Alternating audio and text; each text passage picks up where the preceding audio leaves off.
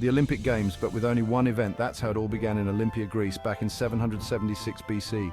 Forget the swimming pools and gymnastic floors, the only test was a foot race. This wasn't just any race, it was a sprint, roughly 200 meters, called the stadion, the very word that later gave us stadium.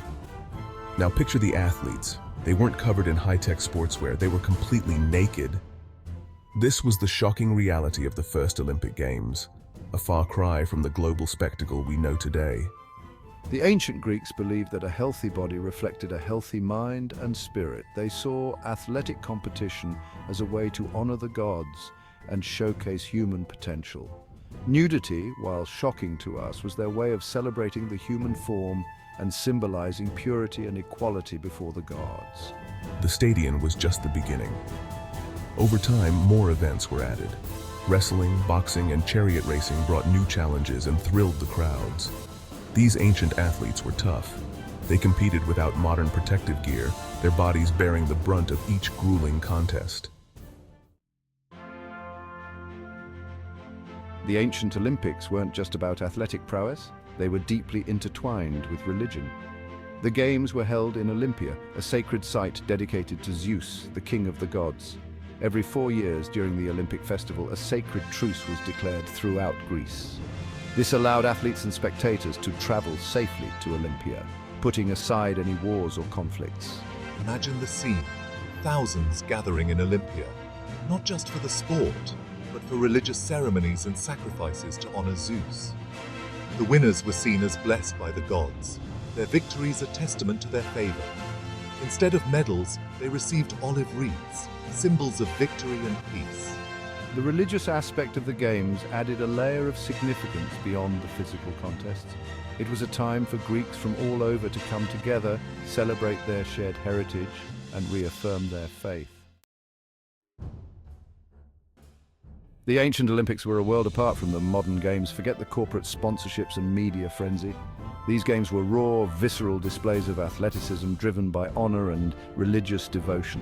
One of the most striking differences was the participation.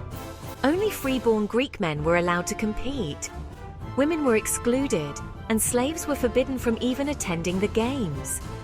This stark contrast to the inclusivity of the modern Olympics highlights the social and cultural changes that have occurred over centuries.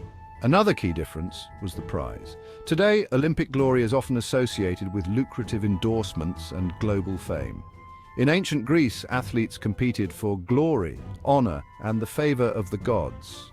The olive wreath was the ultimate symbol of victory, a simple yet powerful reminder of their achievement. The ancient Olympics featured a range of events that tested strength, speed, and agility. Wrestling was a brutal affair, with few rules and victory often decided by sheer strength and stamina.